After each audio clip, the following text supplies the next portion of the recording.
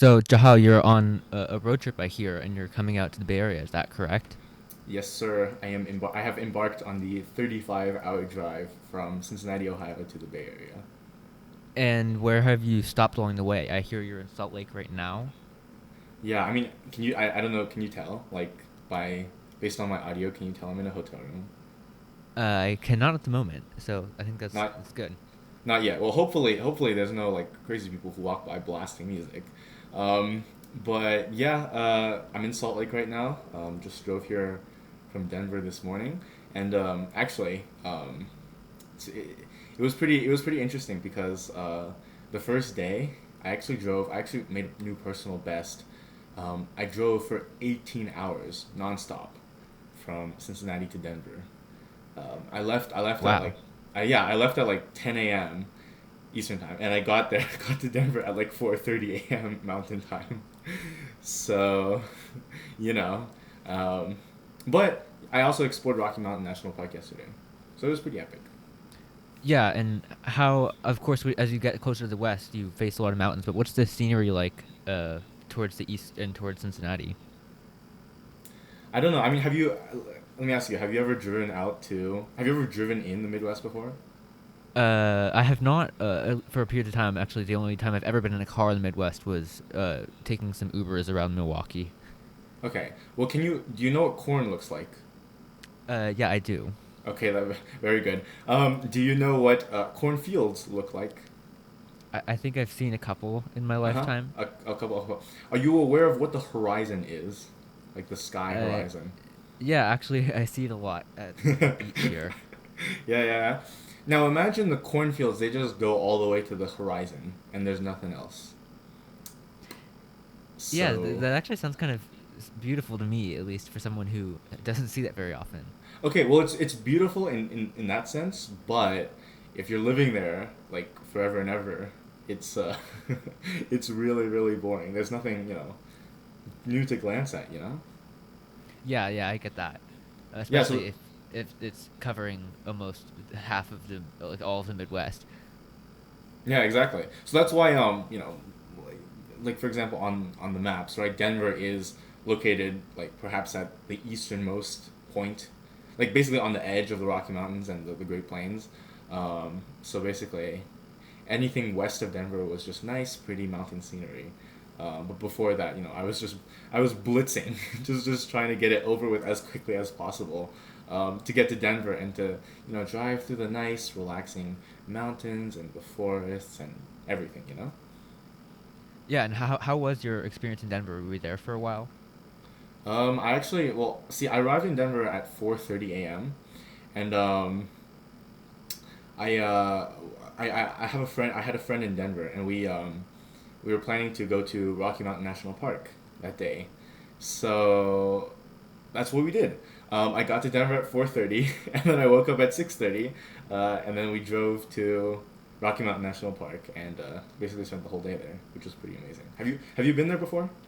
Unfortunately, I have not. I've been to Colorado. I think 4 or 5 times, but I've never been to any of the national parks there. So that's I definitely want to in the future. Oh really? Colorado's national parks are amazing. They're And they have 4 or 5 of them, right? yeah, I think there's four: Rocky Mountain, Great Sand Dunes, Black Canyon of the Gunnison, and Mesa Verde. If I'm not mistaken. And what's interesting too is that like they're all pretty different in terms of what they are composed of. Definitely worth a visit for sure. Yeah, I hear that there's some Avelo Airlines flies to a lot of leisure destinations with national parks. I don't know if they fly to Colorado, but I think they could have cheap fares if they do. Well, I mean, for today, the obvious, you've had some pretty big news flying on a Vela. But before that, actually, you did mention before, like we were talking before, you did say that you were doing some transit related work in downtown San Francisco. Yeah, a couple months ago in April, I joined a youth transit cohort as a part of the San Francisco Transit Riders, and this Saturday, today, we started doing outreach for the first time. And I think the outreach is going to look different each week. I think next week, which unfortunately I can't be at, is going to be tabling at a farmer's market. But today, at least, we started out with a challenge, which is to walk around the intersection at Mission Street and Geneva Street to try to get riders to sign, or Muni riders to sign a petition, which is kind of a catch-all petition to just restore Muni service more quickly, and also to try to keep some temporary transit lanes and make them permanent. So it's kind of a lot of things all trying to make Muni better.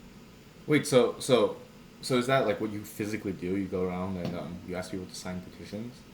Yeah, that was what we did today. I don't think it's going to look like that for every single Saturday that we do outreach, but that was what we Mm-hmm. did today. Okay, and I mean, did you have a lot of like signatures? Are the people in downtown San Francisco like super eager to improve BART? I think there is a lot of enthusiasm about it, and I know a lot of writers are upset. Although it's difficult to connect with these writers when you're just coming up into their face and asking them to sign a petition. So I didn't actually get a lot of signatures, but there were some other people in my group who got like close to 20, which was a lot because we were only there for about 45 minutes to an hour Oh, doing the wow. actual outreach stuff.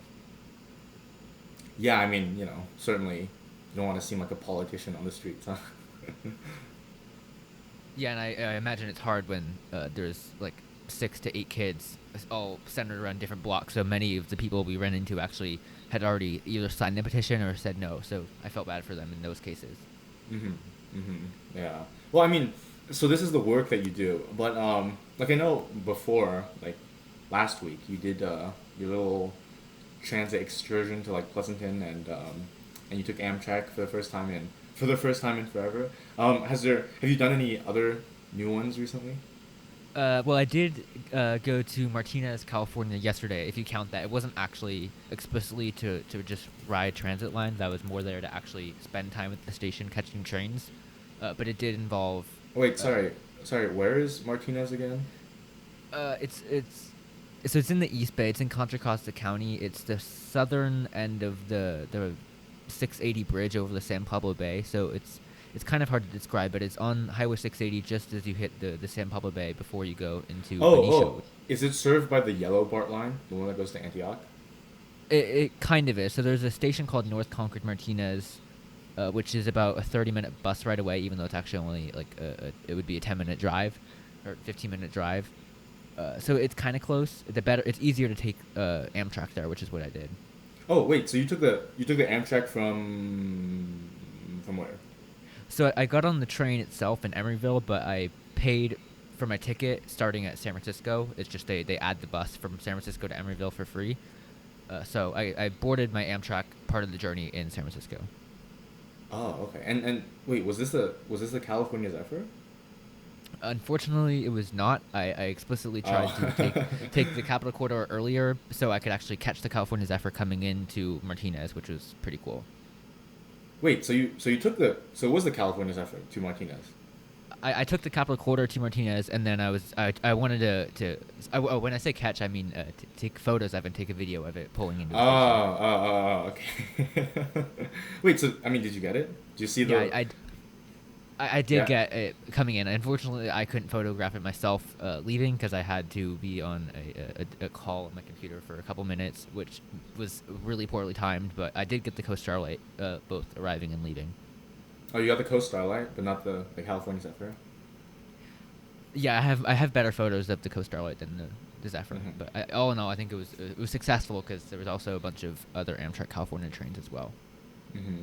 Yeah, I mean, if you were to catch like get a pic of the California Zephyr, and if I were to see it, because like this morning, I like driving from Denver to Salt Lake City, I did pass by the tracks that run parallel to the highway, used by the California Zephyr, but alas, it seems that the California Zephyr has escaped both of our senses.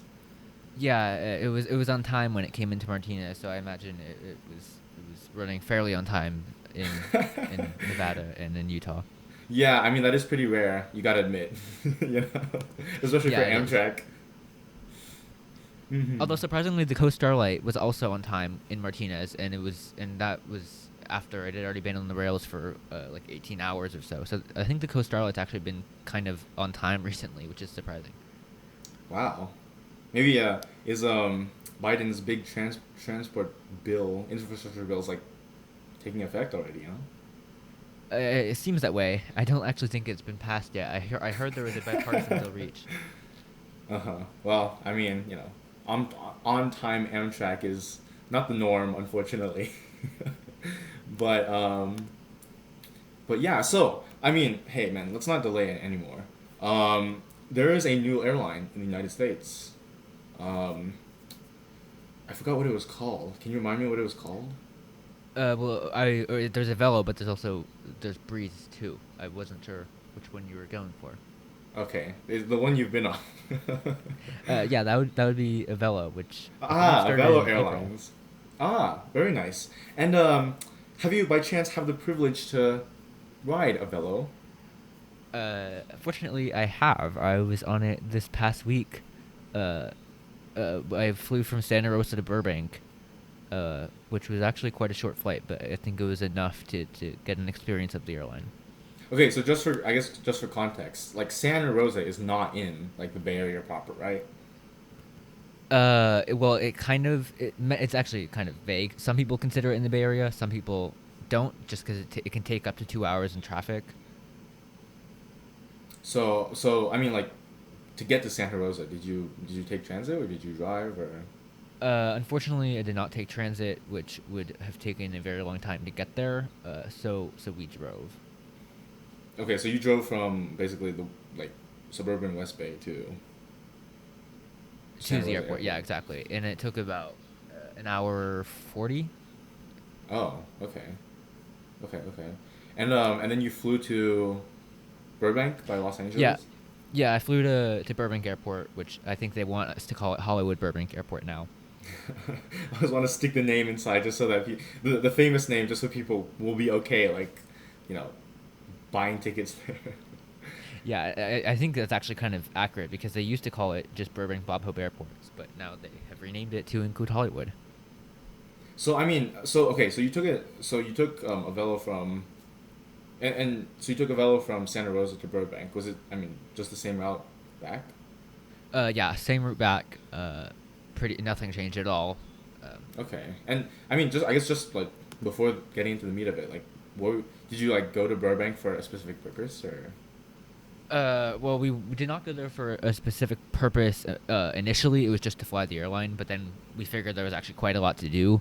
Uh, we ended up deciding to book a hotel in at LAX, to just plain spot at LAX in the morning, Oh, and then we also found a good sushi restaurant in Studio City to eat at. So that oh was yes, included. yeah, nice. You But got the Los Angeles vibe. yeah, and I've been to LA a lot, but I think it's especially nice when I can be at the San Fernando Valley area at night because that's a vibe that I really don't get to experience often, and I really like that. So I mean, did you take any other transit like within LA itself? And no, actually did not. I did get some video of the Pacific Surfliner at the Burbank Airport train station, but we had a rental car, so we never actually used any of the transit. But Uh, I was excited to ride the metro buses in the future because they looked pretty nice. mm-hmm. Yeah. I mean, hey man, sounds like an amazing trip. But the big question, I mean, Avelo, how was it?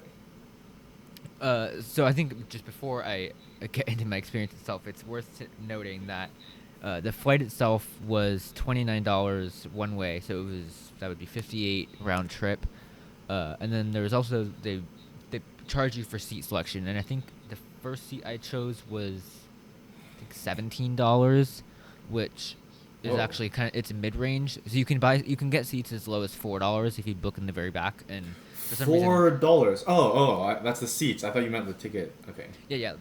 The seats go from about $4 to 36, and naturally, as you would expect, the seats that are cheaper tend to sell out more quickly. Mm-hmm. Um, so I picked a seat in towards the middle back of the plane to try to get a decent view, and I think it was $18. And then the seat I got on the way back was $22, and that was a extra legroom seat with 2 inches of extra legroom, which I actually noticed. It was kind of a big difference. Mm-hmm. But yeah, so I paid. Well, I didn't pay, but it was $58 round trip, and then that would be about $40 for seat selection. So all in all, it was about $98 for me. Oh. And I think overall, as a round trip, that would be totally worth it for me. Just flying the airline because they've during COVID they've been offering snack boxes, as well as like I said, extra legroom seats, which are really not that much of a premium in terms of price. So yeah, Oh, you got pretty good overall. free snack boxes? Yeah, they. It's surprising because they've indicated that once COVID ends, they want to start charging for food. I'm not sure if that means they're going to get rid of these snack boxes, but for now, they've been giving out water and some shortbread cookies. That's pretty good. Especially for I mean the ticket price was what'd you say, 29, so 58 round trip? Yeah, it was So, 58 road trip, and I think it's also important to note that 29 isn't actually their cheapest fare. They have flights if you book on like a Tuesday or Wednesday, far out in advance, you can get $19, but we missed that boat. mhm. I mean, I suppose, I mean, I guess relatively that is very cheap compared to like the big carriers. I mean, how was the experience itself? Yeah, I think it was quite good, and I guess there is a benefit of starting out in Santa Rosa because you can avoid all of the hassle of SFO, and you can we got there kind of early, so we had about an hour to spend, and we decided just to sit at the restaurant, and you had pretty good views of the runway, Mm-hmm. with all of the general aviation because there really isn't a lot of commercial flights out of Santa Rosa besides a couple of Alaska flights, and then I think United and American both have 2 departures a day. Mm-hmm. So it's a small airport, and I think it's kind of nice to experience that, and it's certainly a lot less stressful. And the same goes for Burbank too, which is incredibly easy to get to the gate. It took about 5 minutes to get through security. So all in all, it's actually it was I think it was pretty nice because the seats aren't they're well padded. The legroom isn't terrible, and it was only about 50 minutes in the air, so it really wasn't painful at all, and you really Mm-hmm. aren't losing out on anything. Mm-hmm. So I mean, like, what about like regarding comfort? What about like compared to the other big carriers? You think anything lacking? Well, the only thing the seats are comparable to Southwest, and actually, I think the seats I had on the first flight to Burbank, I think were almost identical to Southwest's old seats that they Oh. had in like 2015.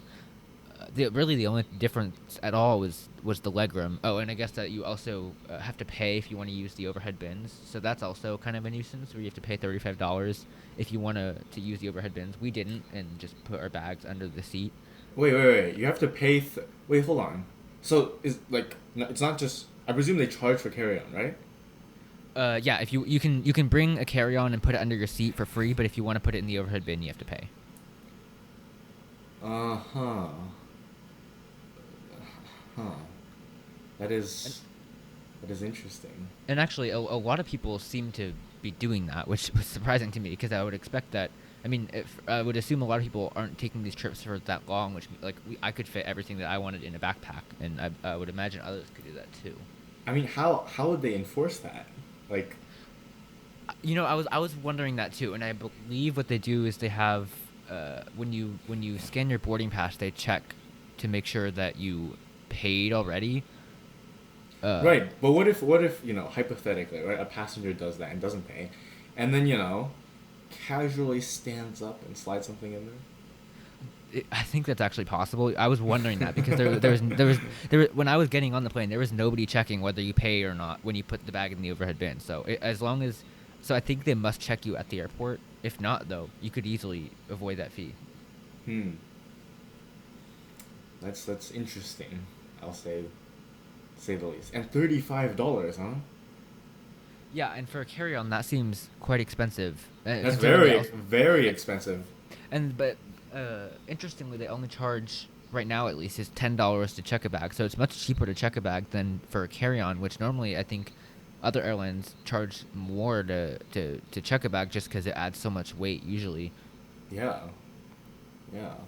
So I mean, here, let me ask you this: have you been? Because we I know you've been on like the big carriers before, but have you been on other low cost carriers before? Well, I've been on Southwest. If you count Southwest as a low cost carrier, which they really aren't now, to be Yeah, honest. yeah. But a while ago, they were certainly low cost, and I've flown on them quite a lot. And then I've also flown on Norwegian Air in Norway, and I that was, mean, I think, a is that lot worse really than Avelo. is that Honestly, really as low a cost though? Like, yeah, they're certainly a lot cheaper than SAS to get anywhere in Norway. hmm. Have you flown? Wait, sorry. So you said so you thought Avelo was better than them. Yeah, I think Avelo is a lot better because Norwegian, to my knowledge, did not offer food. You had to purchase any food. I don't believe they offered drinks either. Um, and the legroom was very tight, in the entire plane. So, comfort Oh. wise, and especially because I flew Norway. I think if I had a 3 hour flight on Norwegian, which was very tight and uncomfortable. Mm-hmm. I mean, huh. I mean, Avelo doesn't fly anywhere near me, but I don't know. I guess. So, I mean, would you say your trip was like? What would you rate it out of 10? Like 10 being absolutely amazing, perfect. Well, I think given what I did in the area, I'd give it a 10 because I enjoyed the timing of it. I'll give Avelo credit for landing at 7:10 p.m. in Burbank because that puts you at a really good. So once we got out to the rental car center, which is right across the street from the train station, you can easily watch trains and film them. So that was a huge bonus. Mm-hmm. And then we also managed to see a Metrolink while we were sitting at the gate, so that was also a huge bonus. And then, of course, the plane spotting itself at LAX was great. So all in all, I'd Okay, give it a 10. I mean, but that's not. Is that because of Avelo or I don't know? Yeah, I think it is because I mean, for paying $29, it's a great way to get to Burbank, and it feels like it's incredibly cheap, and it would certainly feel a lot worse if you paid more on like Delta or United or Alaska. Mm-hmm. Actually, you've been on Alaska, right? I have, not that much though, but I really enjoy it when I fly them. How do you think Avelo compares to Alaska? Because I imagine those two as being pretty comparable in that they're like the minor airlines and then they serve the West Coast, eh? I think Alaska would be better just because they always are gonna have more legroom, and then they also have a frequent flyer program, which unfortunately they don't. You have to be 18 to use it, but I know if you Oh. do have it, it's really good. And you do have to pay for their food. They do offer drinks for free, which Avelo did not. They just gave out water. Um, and then Alaska's food itself is actually really good because I did buy it once when I flew them. So I think Alaska probably is better, but of course you're Mm-hmm. gonna have to pay more to fly them. Right, of course. Mm-hmm. So I mean, I don't know. I guess that's really interesting to hear, especially since they are basically still starting out. They could change quite a bit of stuff in fairly quickly. But one thing that did catch my eye is looking at the route map. They certainly serve. They have chosen some interesting cities to service. Yeah, and actually that's something I noticed on the flight is that so the flights was on were not fully booked. I think the one there only had about 59 people, and the one back had 70 people, so it was relatively uncrowded. And I think that raised a lot of questions for me about their business model because, like you said, they serve places like Redmond, Oregon, or Ogden, Utah, which I think you can get people on. But of course, right now they only have 3 planes, so they're really not doing any connecting at all. You have to want to fly to Burbank or fly to these cities from Burbank, and I don't Yeah, know if that's going to work out for them. I mean they're definitely serving like well Burbank is their hub, so they're definitely like playing to people's desires to visit Los Angeles. But I mean, just looking at this route network, right? Like for example, you flew from Santa Rosa instead of SFO Oakland. They fly to Ogden instead of Salt Lake City International, and they fly to what's the other Phoenix airport called? It's not Sky Harbor, but Yeah, there's Phoenix Mesa and then Sky Harbor. Phoenix Mesa. Yeah, they fly there. Um, I don't I don't know because see I'm not from the West Coast, right? Um, I mean, I could envision like there just being a ton of demand from smaller Western cities to Los Angeles. Um, I Although think this there is, can be, yeah. uh-huh. And uh, well, I think Santa Rosa is going to be their busiest route because that was the one they started first, and they'll get people who want to go to wine country, but also people who want to fly from the Bay Area, so they can get kind of a mix of demand there. And I really don't see that in other cities as much. Maybe in the Ogden area because people could go to the ski resorts near Ogden, but also people in Salt Lake could want to fly out of there. So I think that could work too. But I think the routes to like to Pasco or to Medford or especially the Arcata route, I don't really think they're gonna get a lot of demand for those routes at least because they're really just for leisure. Yeah, to Eureka, huh? I mean, see, I suppose it certainly does make sense to like drive a little bit. Like you said, you drove 1.5 hours, right, to get and to get effectively this cheaper fare. Um, I mean that is something that we do a lot. For example, whenever we fly international, we don't book from Cincinnati. We drive to Chicago or Toronto. Um, but I mean, again, even with that in mind, because like even if there are like bountiful demand from for example, Los Angeles and the wine country, or even other between Los Angeles and San Francisco. Do you think this is sustainable? Because like in the West, there certainly are many other options.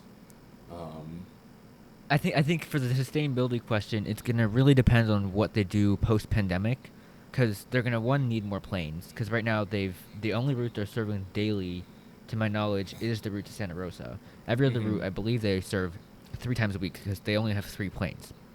And so if they're gonna want to survive, they're gonna have to at least have more frequencies to these cities. And also I think try to have some connections between them because I think it'd be great if you could fly from Santa Rosa to like to Bozeman because if you want to fly to Bozeman from San Francisco, it has a lot of demand because a lot of people have second homes in Montana, but the Mm-hmm. flights are really expensive. Uh, so I think it could be great if they could get some connections, which they're really not going to do, I don't think. The other Yeah. interesting thing is that they started out in COVID with a COVID business model, which is that the only people traveling right now are people who want to go to leisure destinations. So we're going to fly to all of these leisure destinations, and I don't know what you do when COVID ends. That's the COVID model. Only fly to leisure destinations. I would have. Isn't it? Hmm. I mean, I don't know, but like during COVID, I mean, most leisure travelers stay home, right? Stay home orders. Um, but in any case, yeah, as you did mention, they should have more connections, which I think is something which is kind of peculiar because I'm looking at this route network, right, and it is a very very textbook hub and spoke of Burbank to all these different spokes, right, which is just not something that we usually see with low cost carriers, right? um, like not even for the established ones that we have in America or elsewhere, but even the other new airline, Breeze, right? Like if you look at the difference between the Avelo network and the Breeze network, it is just they're both quintessential examples of the two different types, right? Avelo is a quintessential hub and spoke, and Breeze is a quintessential point to point because it is mangled all over, right? Yeah, Um, and that's interesting because both Avelo and Breeze are started by entrepreneurs who have experience at other airlines. Of course, David Nealman with Breeze has actually started other airlines, and I don't think Andrew Levy, the CEO of Avelo, has started another airline, but I know that he was a CFO at a couple other airlines, and it's crazy just how much their strategies have diverged, and I wonder if that's just a funding issue or whether it's actually like voluntary and intentional. I don't think it would be a funding issue because even if there were a lack of funding in some areas, there would still be a great push to get it to either you know to have more connections, as you said. Um, it's just this everything's so centered on Burbank is kind of this seems like something this is something that if for example Los Angeles LAX, if they had like a big airline based there, right? I think that's what this would look like, but certainly not for a low cost carrier. Yeah, and I guess that part of the issue is that just there's the competition on the West Coast is just a lot more stifling, in my opinion, because it's really hard to find airports that have demand that aren't major airports, especially in Mm-hmm. California, because they're really only in the Central Valley, like with Fresno or Bakersfield. Those are the kinds of airports, or like Santa Barbara, that you could start an airline at, but those don't really have a lot of demand. Otherwise, you have like Burbank. I would think is actually the best place for Avelo to start because Mm-hmm. it serves either Burbank or Ontario because they serve a major city, which is the LA basin, but they also Mm-hmm. don't have a lot of slots taken, and they're also not slot restricted. Otherwise, like San Diego, San Francisco, Oakland, Los Angeles, They're all uh, taken. yeah, Mm-hmm. I mean, I guess it also sort of makes sense because the Los Angeles metro area is much more spread out, and so maybe part of the reason is just because like some people just want to fly only to Burbank, or as you mentioned, maybe want to fly only to Ontario and don't want to have to go all the way from LAX to these other airports. But that again raises the question of like, for example, um, how many people are there who want to fly explicitly to Burbank, who want to fly between explicitly Burbank and like, for example, Eugene, Oregon, right? Um, I do think there actually would be a lot of people to do that because if actually, I believe, to the best of my knowledge, that it's easier to get to downtown LA if you fly to Burbank rather than flying to LAX. oh really? Um, at least because right now, I believe the 105 to LA is one of the most heavily trafficked freeways in the world and also the 405 too is really bad. Actually, frankly, every single highway in LA is always heavily trafficked, and uh, it took over an hour to get from our hotel at LAX to Burbank Airport. Mm-hmm. But getting into downtown LA is actually kind of easy, especially if you take the train from Burbank, because there is no train Right. connection at all to LA. And I think when the stress level is considered, a lot of people would prefer flying out of Burbank than LAX. And I think most people don't see that if you're flying to Burbank that you're going to the San Fernando Valley, but you're actually just going to LA instead. So Mm-hmm. I would think a lot of people want to do that. I guess so. I guess that does make sense, especially especially for like the not as affluent people who will be willing to drive more to get this cheaper fare. I guess that makes sense. I mean, let me ask you, like, looking at their current operations now, you said you think they should first of all acquire more planes and also offer more point to point destinations. Um, I mean, do you think that's feasible? Do you think that will happen? I mean, I don't actually. I don't think I can make a good prediction about that because I don't know what their financial situation is looking like. But if they can get more planes, I would love it to see more point to point operations, and I do think those can be successful because I think the West Coast really suffers from a lack of point to point to smaller cities. Because really, we just have Southwest, and at this point, Southwest is really expensive. But if we Mm-hmm. could have flights from, say, like Redmond to Phoenix Mesa, or from Arcata to Ogden, those could be really successful in competing against other airlines. Because to the best of my knowledge, Delta doesn't fly to Arcata, uh, and these smaller cities are often stifled by high prices from all the legacy carriers. And I think we need a new airline to come in. And I think Avelo is doing it at the right time, and they're the right business model for it. They just need to expand. Yeah, I definitely agree with that. Like if you look at the route networks what of the low cost carriers America has now, basically JetBlue, Allegiant, Frontier, right? Like the West Coast is consistently like missing that sort of connectivity served by any of these other airlines.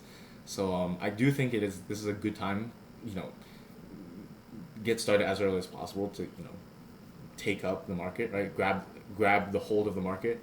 Um, but I think that's also, see, I'm curious about this, and I'm curious what you think, because like we talked about again, adding more point to point connections. What do you think about like? Do you think Avelo has? First of all, do you think Avelo has room to, and second of all, will expand like their operations to more places? It's actually that's an interesting question because from my experience at Burbank Airport, they only have 14 gates, and I believe Avelo is using uh, they flew out of the B concourse, which is 5 gates, and I think they were using 2 or 3 of them. So they don't have that many gates right now at Burbank, and there's Mm-hmm. not a lot of room to expand there. So actually, I would be concerned about how they're planning to expand because there really is not a lot of space at Burbank, and they can't obviously get bigger planes because Burbank's runways are pretty short. So I think Mm-hmm. if they're going to expand, they're going to have to expand at other airports, which would be great. Mm-hmm. Like maybe at Santa Rosa even, or at Ogden, because Ogden only is served by Allegiant and Avelo now. So Mm-hmm. there's room for expansion. I don't know how they're going to expand at Burbank, honestly, and I don't know how they're going to operate daily flights to those cities because they've only have like so little gates. Mm-hmm. Yeah, I get, that's definitely a concern. But I mean, I think like if they do go ahead with adding more like point to point connections, I mean, I don't, they're not limited only to Burbank, even though that's what it mainly is now. Um, because like, if you look at the other ones, right, the other low cost carriers, like Frontier, for example, right, heavily centered in Denver, but then also have quite a few point to point destinations as well.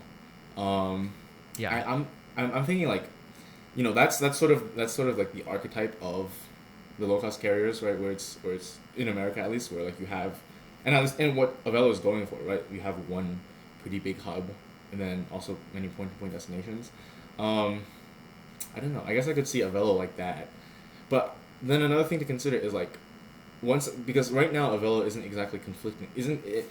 Avelo isn't conflicting, like competing with any airline anywhere, right? Are they? yeah. Technically, I guess you could say they're competing with Southwest because they both fly to Burbank, but I don't think Southwest flies to anywhere that Avelo flies to. At Right. least nonstop. Southwest now flies to Bozeman, but I don't believe they fly from Burbank.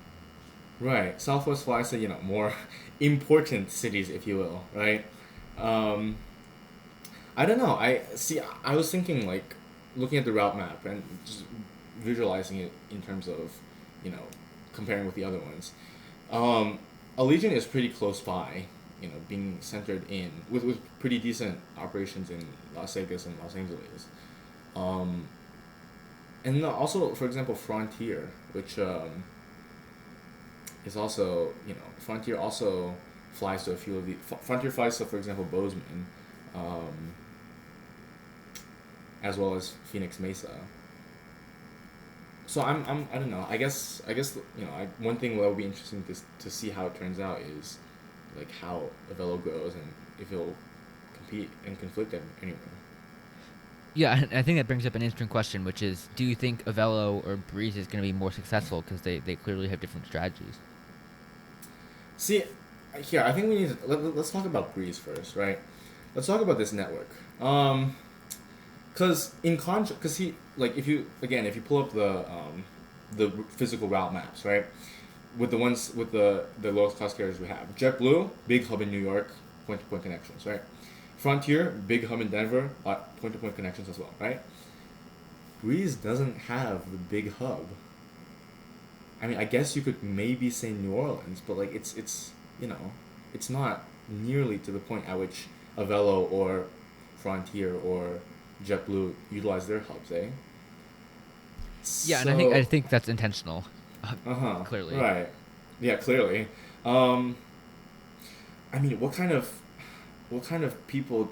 I guess like Breeze's like target population is just, I guess, people who want point to point destinations, point to point connections.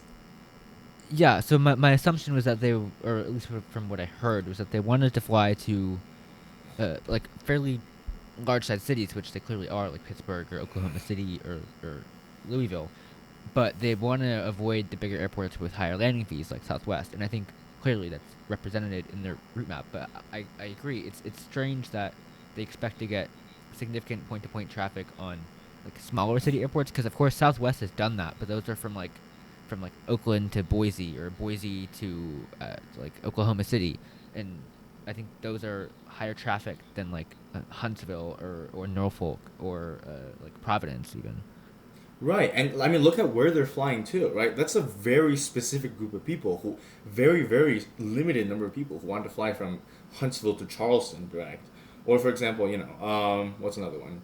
Um, what's another one? Pittsburgh, Pennsylvania to Hartford, Connecticut, right? I mean, like, sorry, what kind of planes is Breeze using again? Are they A320s? I believe they're currently using Embraer 190 E2s or 195 E2s with, I believe they also have orders. I think it may even be like 50 A220s. Okay, well, I guess that makes more sense since their planes are physically smaller. But I mean, you'll also notice, like for example, right? Well, Breeze is obviously serving the eastern part of the country. They strategically left out Cincinnati and a few other big cities, for example. Atlanta's not here, Cleveland's not here, Nashville's not here, Memphis not here, Little Rock, St. Louis, they're all not here. Even though they're like well within the web. So, I mean, I definitely agree. Their goal is to avoid the big the exorbitant landing fees airports, but that also heavily limits you because there's a reason that these airports don't have high landing fees, huh? Yeah, and I'm also intrigued by some of their destinations because I think there may be more strategy into their choices than it's like visible at face value, and I think Right. particularly with Bentonville, Fayetteville, that's what I hear is a heavily growing city. Of course, it's home to Walmart and I think Mm-hmm. some other businesses, but if I think they're picking a lot of cities that have high population growth, and then that will in turn once those cities have a super high population, so now Breeze has capitalized and has taken almost all of the demand, which I think is key. So actually, yeah, that brings up another question, which is you know Bentonville, Fayetteville, right, home of Walmart, is you know for Breeze Airlines, right? While we established Avelo, it's pretty clear that they're for primarily aimed at leisure travel because um, there's not a lot of business travel to and from, for example, Bozeman, Montana. What kind of people do you see would be using Breeze? Are they airlines or airways actually? I Um, believe they're Airways, yeah. Breeze Airways, yeah. What kind of people? I mean, is Breeze Airways aiming for? I think to me it's similar to Avelo and that they're leisure, just because so they claim their focus city is in Tampa, uh, and as their map shows, a lot of their flights go to Tampa, which indicates to me that they're trying to get a lot of people who want to go there on vacation. Mm-hmm. Um, and But then I mean, yeah, but but that besides puts they don't serve other major cities either. right. But like, see, here's the thing. Like, well, first of all, like, yes, they serve Tampa. Like, number one, that puts them into competition with like the other ones, the other airlines who are heavily focused on bringing people to and from the northern American cities and Florida. But second of all, right? Um, but like, see again, because the network is so interwoven, at least relatively speaking. The flights to and from Tampa, like yes, there are quite a few, but they're also only a small percentage. Well, they're basically like not the entirety, right? You still have the flights, for example, from Huntsville to Charleston, or from, for example, San Antonio to Bentonville, or what's this one, Columbus to Hartford. I mean, none of those city pairs are leisure travel oriented, and a good chunk, if not I can't tell from the map, but a very good chunk is not centered on tourism. So, do you think they're going with a split strategy? I think yeah, it would probably split with most emphasis on leisure because I don't see any reason for people to take business trips from say, like Louisville to New Orleans because I don't really think. I bet if you looked at like Skyscanner or whatever who has data on searches, nobody would in a normal world right now fly that route for business and like connect Well, in Atlanta for Delta or something like that well, unless you're maybe really doing. maybe you have like I don't know isn't like the baseball Hall of Fame in Louisville, so like I don't know some fans in or some business guy in New Orleans casually catches that flight for a business trip to Louisville. Yeah, yeah, but that's like one or two people, and I don't think that's really gonna be sufficient enough Yeah. for them to operate the route. Hmm. Yeah, exactly. Plus, unlike Avelo, for example, right, where they're serving, like, for example, the second airports of cities, like how they serve Augie instead of Salt Lake City or Mesa instead of Sky Harbor. Um, Breeze's destinations, they are just standalone cities, eh? Like, like they're flying to Louisville. That's not to get to somewhere that's closer. They fly to Tulsa or Huntsville. It's for those pretty small to mid tier cities. Yeah, and I So think and I think that's good. At least because right now, of course, in the East Coast, if you want to fly those routes, you would have to fly on a legacy carrier and say connect in Atlanta or in Dallas, and that could be Right. inconvenient. And I don't know. I'm sure Breeze has done way more market research than I have, and they probably have found that a lot of people want to take these flights. But is there really enough people that want to do that? I don't know. I mean, well, okay, well, that claim right there, it's kind of suspicious, I would say, because if you notice, right, they have a flight from Norfolk to Tampa, so i.e. a beach city to a beach city. So, I mean, that maybe there's demand. But another thing is that, do you think like for example, they're maybe trying to operate a little bit like the Ryanair model in Europe, where like Ryanair, oftentimes, right, they obviously serve, the smaller airports of big cities, but they'll oftentimes have just flights to some random city in some random place, and people will buy it just because they're cheap tickets, right? Do you think that might be something like maybe Breeze, because Breeze offers, for example, cheap tickets to New Orleans from Louisville, that people will buy it, and Oh yeah, for sure. Because I think if there were cheap flights to on any route, people would buy it. And I guess more importantly, this is probably the only strategy Breeze could operate that's like a niche market strategy right now. Because really, you can fly between any of these city pairs just connecting in at one airport, and then you can operate on a low cost model. But there's still these routes they're serving in particular are some of the only pairs that aren't currently filled by airlines, and I guess that gives them a unique advantage that could help mm-hmm, them. mm-hmm. Yeah, I mean, hmm. They're also not in competition with any of the other ones for the most part. I mentioned the Tampa one, which was, I guess, an exception. But like JetBlue is just chilling in New York, which Breeze isn't touching. Frontier is bringing everybody to and from Denver and Las Vegas, which is also not affecting Breeze. Um, I mean, this will definitely be interesting. This is certainly much closer to home. For example, I could potentially take a few of the Columbus flights. I don't know if I'm ever really, if I ever have a humongous desire to go to Norfolk, Virginia from Columbus. I guess this is a convenient option. Um, although And Louisville too is close, right? yeah, Louisville's closer, I suppose. Um, although to be honest, right, like if like see here's the thing, for many people, um, many of us people, right, if if we're gonna drive somewhere to catch a flight, then you know it's sometimes more convenient just to drive slightly further, right?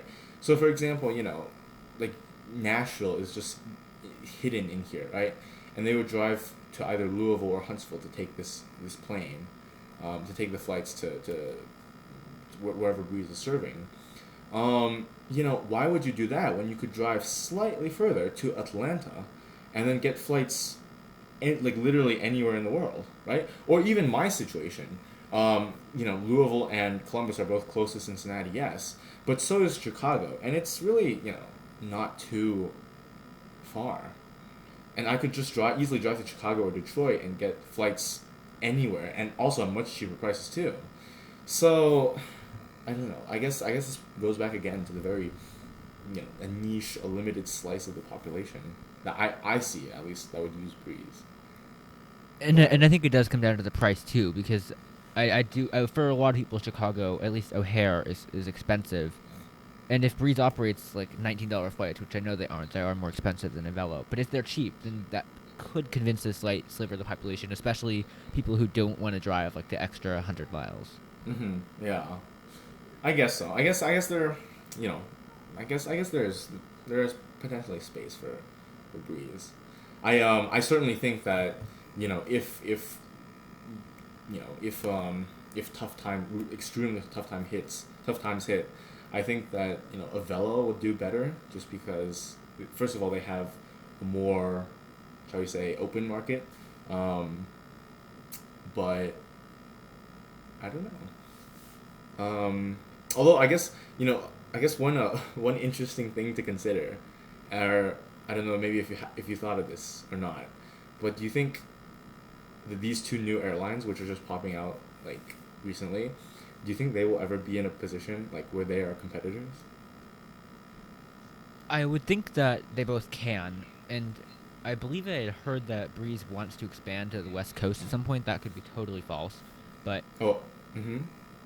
if they can continue to operate point to point across the entire country, I think that would be amazing because Southwest is Mm-hmm. seemingly centering more of the operations on hubs like Denver or Dallas Love, Mm-hmm. which is unfortunate. Um, and I think that there should be a better point to point airline than Southwest. And if Breeze can do that, then great.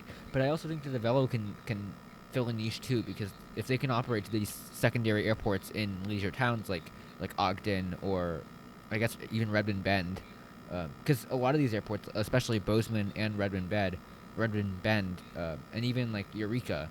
Uh, Mm-hmm. 1 year ago, if you wanted to fly there, you'd have to spend like $400 or $500 on a ticket because you had to fly a legacy carrier, and they would charge incredibly high prices.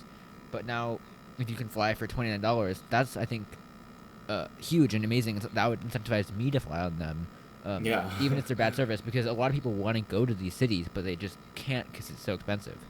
Right. Plus, there's for a lot of these places, right? There's no alternative, as we talked about. The Amtrak says more expansion, but like, come on, you know. Although another thing I was curious about, I was curious what you think. Since both of these airlines are primarily focused on like leisure travel, between not exactly the most business oriented cities, what do you think will do you think these airlines would be able to hold up in the case of like another COVID style disaster, where just all the leisure travel is gone? Uh, I think it'd be difficult, but they would certainly be in a better position than the legacy carriers, at least if they can get funding from the government. Because I think Delta, United, and American probably suffered more than low cost carriers. Because low cost carriers actually, I think Allegiant, yeah, Allegiant, I believe did pretty well in 2020, despite having a lot of issues with the pandemic, obviously. But they did Hmm. far better than any of the legacy carriers. So if that's any indication, then upstart lower cost airlines are going to do a lot better in a pandemic than a Delta like airline.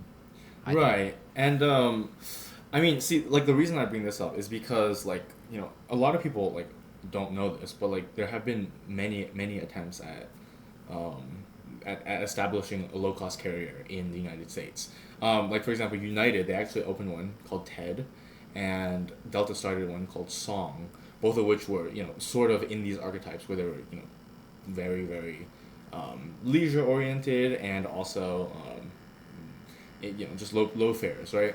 But both of those airlines effectively came to a grinding halt in and around the I believe the 2008 financial crisis, and then it was basically like a mixture of both that as well as not great management, which brought those airlines down. Um, so I would think that there's certainly a possibility that that could happen again, and it would affect these two airlines. But I mean, like you said, for example, in 2020, Allegiant, Frontier, those airlines actually all did quite well. Um, although I will say, I do remember, like in the midst of COVID, um, for example, flights, right, like a one-way flight from Cincinnati to Denver is usually around $40. I remember explicitly, like I looked it up, and then sort of at the beginning of COVID, a one-way from Cincinnati to Denver was down to like 20.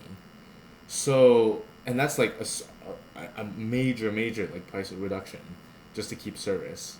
Yeah. Um, so I don't know. Like, do you think because like Avelo's already offering like flights just say as low as like $19. Um, what would they do if the demand goes if the demand dips? They can't lower the price even more, can they? Well, it's interesting. That's an interesting question because they technically tell you that the base fare is about like 85 cents, and then they add on some taxes to make it $19.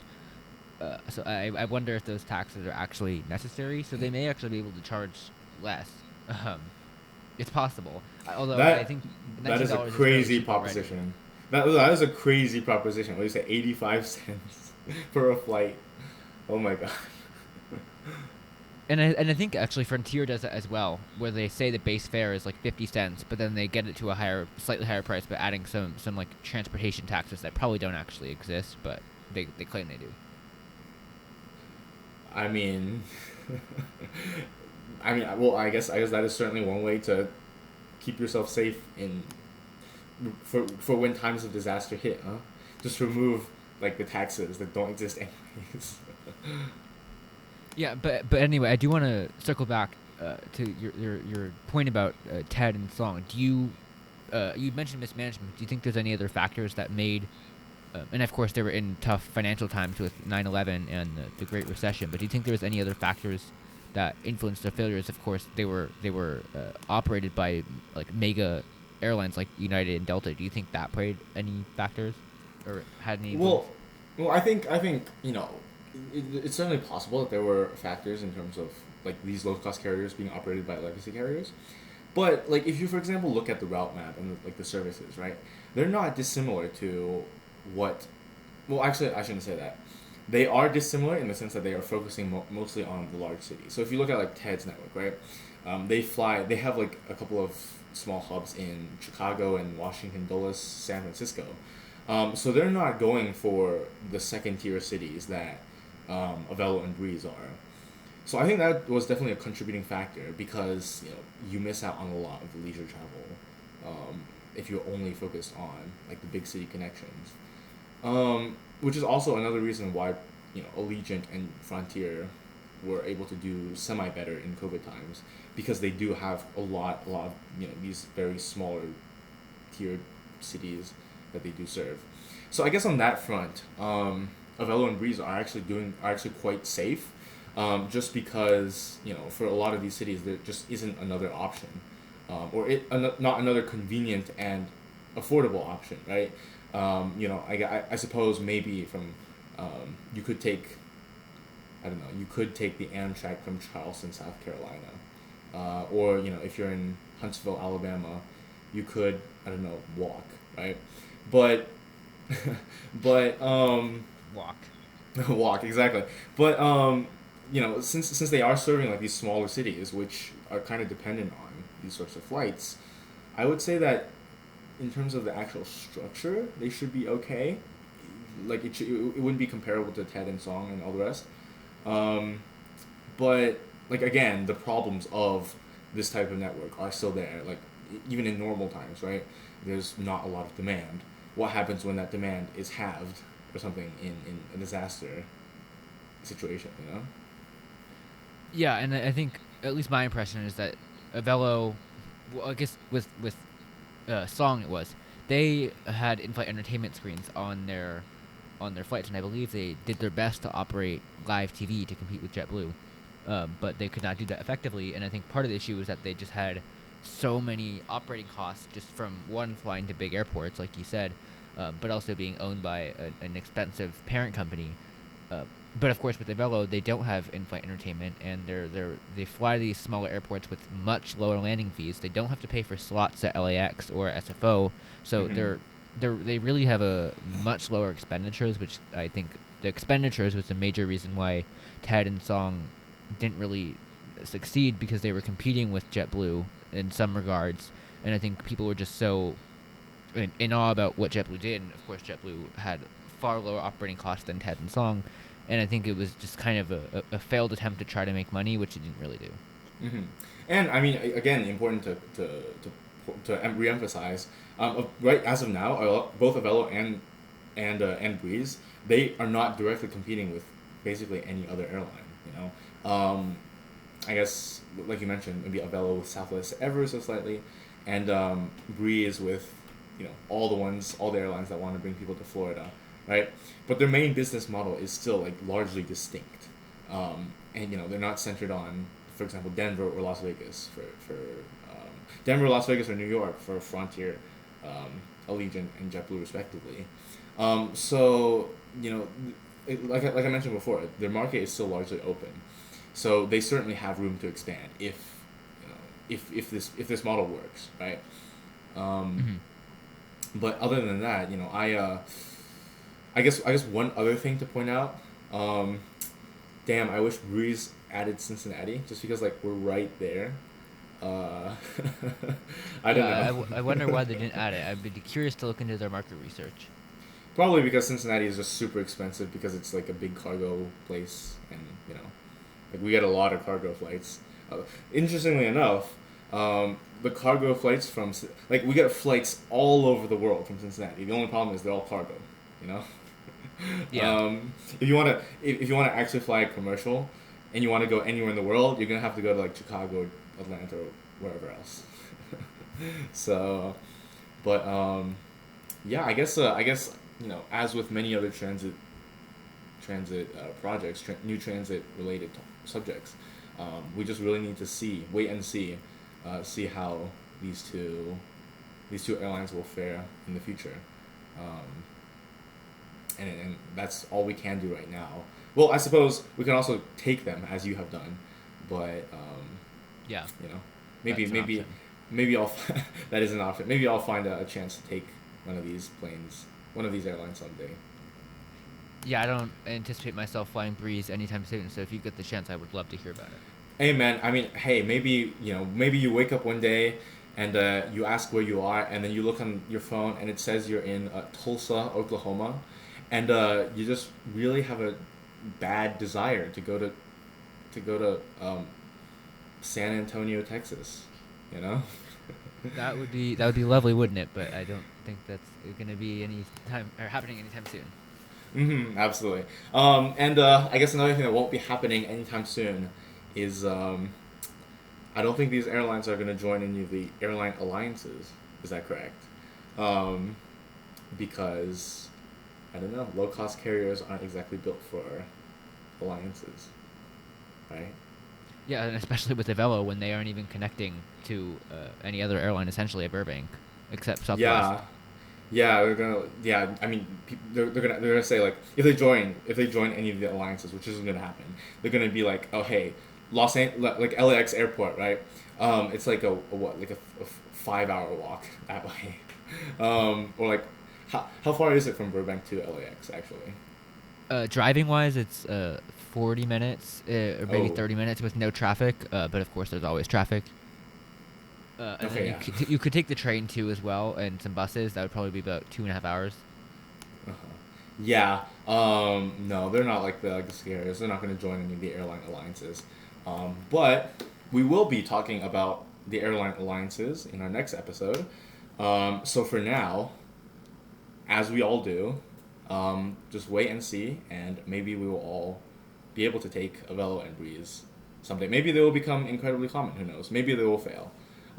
But let us wait and see.